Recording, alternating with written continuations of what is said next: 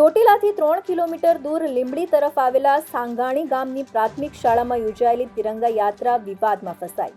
તિરંગા યાત્રામાં સાવરકર અને સુભાષચંદ્ર બોઝની ફોટોવાળી કેસરી ટી-શર્ટ પહેરેલી કોંગ્રેસને ધ્યાને આવતા વિવાદ સર્જાયો। કોંગ્રેસે બાળકોને ટી-શર્ટ ઉતરાવી ભાજપ પર પ્રહારો કર્યા હતા। કોંગ્રેસે ભાજપ પર પ્રહાર કરતા કહ્યું કે આ ગુજરાતની અંદર ગાંધી અને સરદારનું નામ ભૂસવાનું સરકારી ષડયંત્ર છે। કોંગ્રેસની ન્યાય યાત્રા ત્યાંથી પસાર થઈ રહી હતી ત્યારે કેસરી ટી-શર્ટ પહેરેલા જોઈને કોંગ્રેસ ભડકી હતી। બાળકોને ટી-શર્ટ ઉતરાવી ભાજપ પર પ્રહાર કરતા કહ્યું કે આજે સાવરકરની ટી-શર્ટ પહેરાવી કાલે ગોડસે અને દાઉદની ટી-શર્ટ પણ પહેરાવશે। કોંગ્રેસ રાષ્ટ્રીય દળના પ્રમુખ લાલજી દેસાઈ અને ચોટીલાના પૂર્વ ધારાસભ્ય રિત્વિક મકવાણાએ ટી-શર્ટો ઉતરાવી ઉધળો લીધો હતો।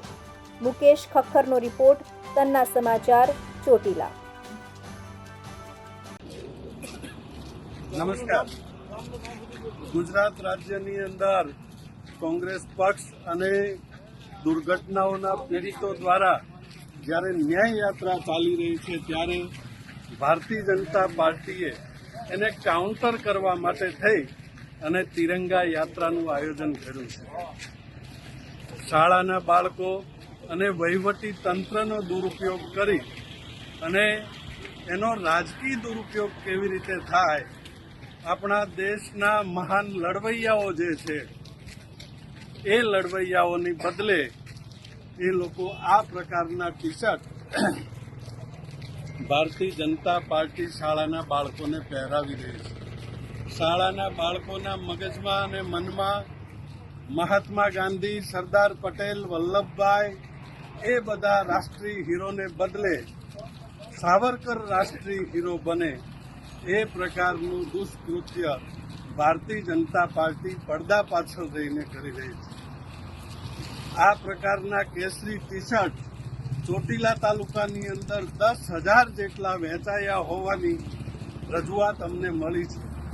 એવી જ રીતે સુરેન્દ્રનગર જિલ્લાની અંદર પણ આવા અનેક ટી-શર્ટ વહેંચાયા હોવાની રજૂઆતો છે।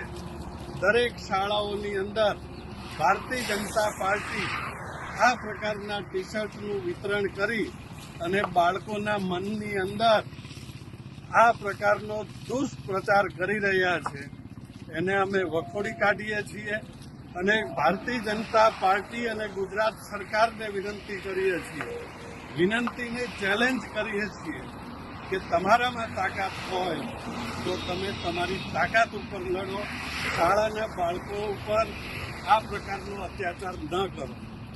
ધન્યવાદ।